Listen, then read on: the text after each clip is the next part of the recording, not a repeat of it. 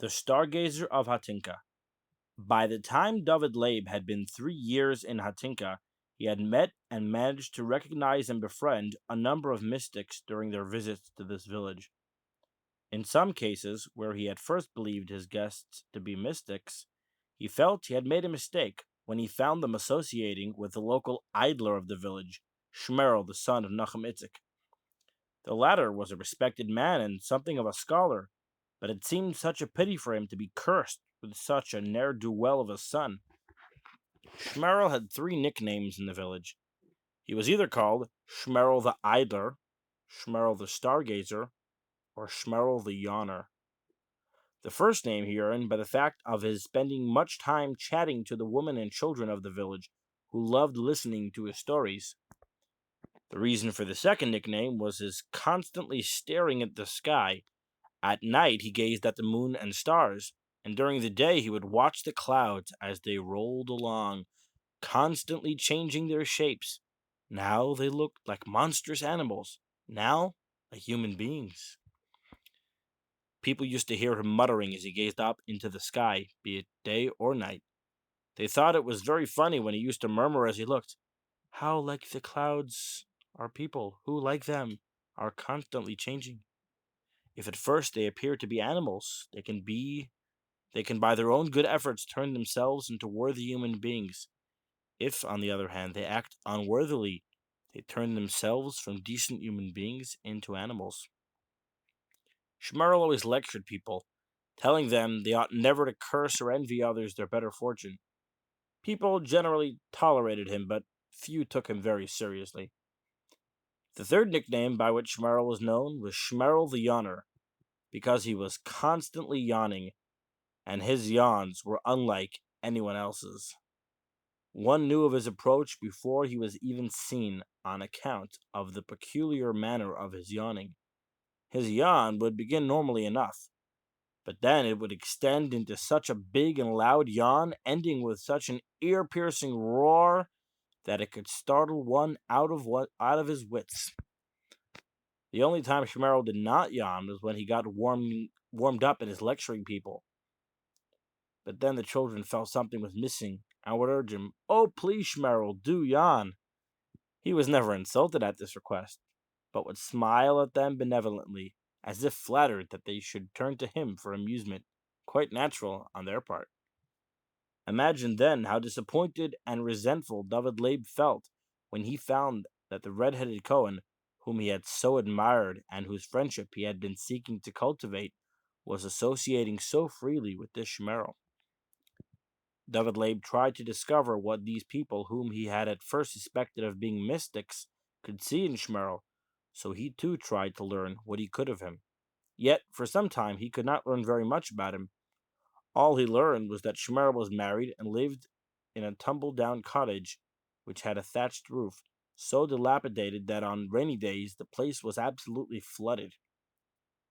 They had two sons, whom Shmerel's wife had sent to a distant town to learn a trade, and were it not for her, they would all have starved, for by her wool weaving she made enough money to send for her son's support, as well as to cover the household expenses for her husband and self.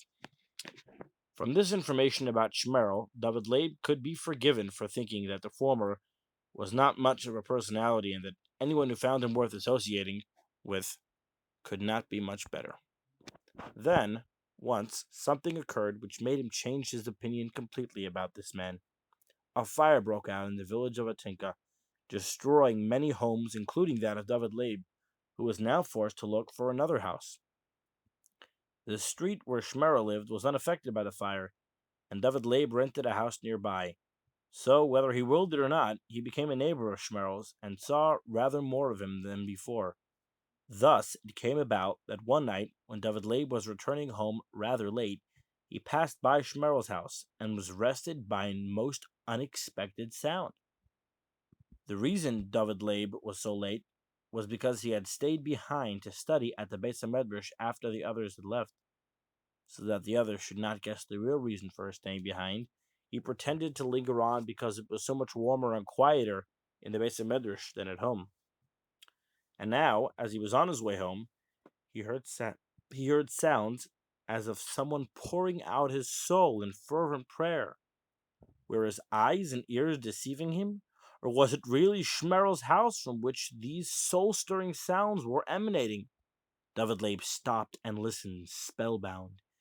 He peeped in through the window and could hardly believe the evidence of his own eyes, for it was indeed Schmerl, but it was not the Schmerl he knew. Schmerl was davening Ma'ariv as only a great tzaddik could daven. David Labe had seen Schmerl at the base Medrash that very evening at Ma'ariv, and had observed him hardly moving his lips. He thought, as did the other villagers, that Schmerl could not read properly and was therefore merely trying to follow the other worshippers as best he could. And now here was Schmerl, a transfigured Schmerl, pouring out his soul to the Almighty. David Labe was held fixed to the spot. He just could not tear himself away. He stood there for about an hour until he was nearly frozen, and when he finally continued his way thoughtfully towards home, the moving tones of Schmerl's prayer still echoed in his ears. Now that David Labe made this remarkable and astonishing discovery about Schmerl, he watched him closely and with different eyes. He often crept up to his window late at night again to listen to his heart-stirring tones as he davened Ma'ariv or learnt Torah to the accompaniment of his own sweet voice. David Labe positively shadowed Schmerl, anxious for an opportunity of getting Schmerl to reveal himself to him. He often found him in the company of the women and children of the village, telling them stories to which they listened with much interest. They were mostly stories about the matriarchs, Sarah, Rivka, Rachel, and Leah, relating how splendid they all were, and what a wonderful example of piety and loyalty they presented. He also told of the greatness of other Jewish women in history, and it was obvious that he meant to inspire his women listeners with the desire to attain a higher level of character and way of life. Most of all was David Labe impressed to discover how much time Shmerel devoted to the poor women when they lay in childbirth or were otherwise bedridden.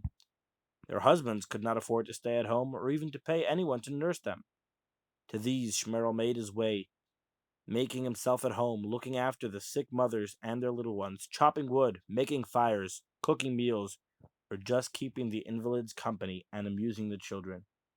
He always made it seem that, as he had nothing else to do, he might as well make himself a little useful. David Labe now realized the real reason for Shmerel's idleness. It was, of course, so that he should be available for every such emergency and free to serve the poor and sick in their time of need. David Labe was determined to get to know Shmerel, to reveal his true identity to get Shmerel to reveal his true identity to him, but he did not know how to go about it.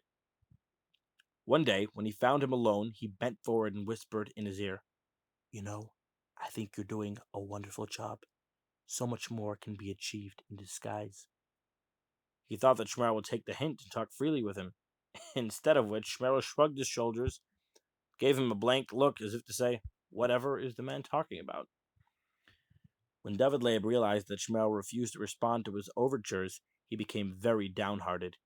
He had no doubt now that Shmerel was a great personality, and if the latter refused to become friends with him, it could only mean that Shmerel did not consider him worthy of his friendship. David Labe began to daven with even greater fervor than before, and prayed to the Almighty to give Shmerel a desire to confide in him, as he felt the need of Shmerel's friendship and teaching. David Labe made no progress with Shmerel, when suddenly the red-headed Cohen again appeared in Hatinka. He and Shmerel, as always, were often seen together, and once David Labe watched them go off together into the forest and return after an absence of several hours.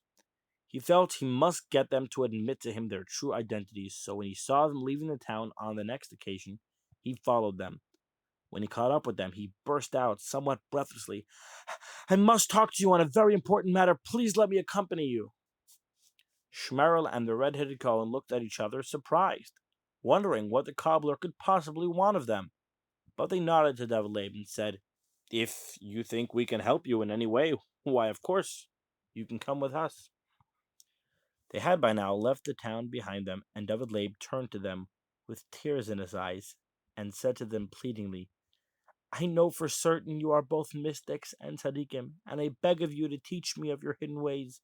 I too have only been using my cobbling as a blind, and have pledged myself to serve the Almighty and my fellow Jews in the best way I know. But I feel there is so much that I have yet to learn, and I know that you, if you will, can teach me. Please do not refuse me." David Leib broke down with emotion, and there was no doubt in the minds of Shmerel and the red-headed Cohen of his sincerity. They decided to confide in David Leib, but made him promise not to disclose to anybody that they were anything but the plain people they wished to appear. David Leib was so thrilled to think that at last these two great men had found him worthy of their confidence. The three returned to the village together, and no one looking at them would have guessed that anything had passed between them. Everything in Hatinka proceeded as before. David Leib carried on with his cobbling, Shmuel continued to gaze at the sky and yawn, and the red-headed Cohen went on with his joking and playing with the children, and when he left, no one bothered to wonder where he had gone. Meanwhile, a strong friendship sprang up between David Leib and Shmerel. For a whole year they used to meet in secrecy and study Kabbalah together. Shmerel became David Leib's teacher not only as regards to study, but also as to the manner in which he should conduct himself in his daily life. David Leib was a willing pupil, and felt a great happiness and satisfaction in that Shmerel should find him worthy of his confidence and attention. David Leib now had the opportunity of meeting all these other mystics who came to Hatinka for the special purpose of visiting Shmerel. They used to come singly or in twos and threes, but invariably they all came to Shmerel, where they spent their time secretly in Torah study and in prayer. Whenever the red-headed Cohen came to Hatinka, he joined this secret circle, and David Leib felt that he belonged to a world of which till then he had only dreamed. David Leib did not remain in Hatinka very long. When David Leib's son, Avram Yitzchak, was 9 years old, his father felt it was time he attended a yeshiva, so they relocated to the town of Kalishk, where there was a large yeshiva with a Rabbi Naphtali at its head. Avram Yitzchak attended this yeshiva for 2 years, and at the same time was also taught by his father Musar, in addition to Gemara. Avram Yitzchak was greatly influenced by these studies of ethics, as also by the personality of his father, the mystic. Avram Yitzchak was very much impressed by his father's secret care of the poor and needy. Whenever he noticed a child with worn-out shoes or running about barefoot, David Leib always found out their names and addresses, and then would set about making a pair of shoes, which he would send at night with Avram Yitzchak, so that no one should see who it was that left the parcel at the door. David Leib particularly took an interest in widows and orphans, and although he was not a rich man, he always managed to send along some foodstuffs to these poor souls. He took an interest in all who seemed down on their luck in Kalishk, but he always gave his help in an unobtrusive manner as possible. And were it not for the fact that he felt it would teach his son to be sympathetic and understanding towards the needy, David Leib would not have let Avram Yitzchak into his secret either. Thus it was that no one knew of David Leib's greatness and nobility of soul. It hurt Avram Yitzchak so much when he himself was praised for his outstanding knowledge, and at the same time pitied for being the son of the ordinary cobbler. He felt like crying out, "My father is no ordinary cobbler, but a great man, a mystic. I only wish I could one day attain his high level." But of course, Avram Yitzchak had promised his father to keep silent about his being a mystic, and so he had to keep his word. But how galling it was that people so underrated his father's great worth. After spending 9 years at Rabbi Naphtali's yeshiva in Kalishk, David Leib sent his son to Smargun to attend the yeshiva there, one of the greatest in existence at that time. Avram Yitzchak remained there for 3 years, and when at the end of that time he left, he came home laden with rabbinical titles and diplomas of merit, certifying to his extensive knowledge and excellent character. His father, too, had not been idle during this time, and had in fact become one of the leading figures among the mystics. And when those of them who spent their time wandering from town to town on their secret missions arrived in Kalishk, they invariably were the guests of David Leib. Now that Avram Yitzchak had come home from the yeshiva as a rabbi, David Leib felt it was time he settled down.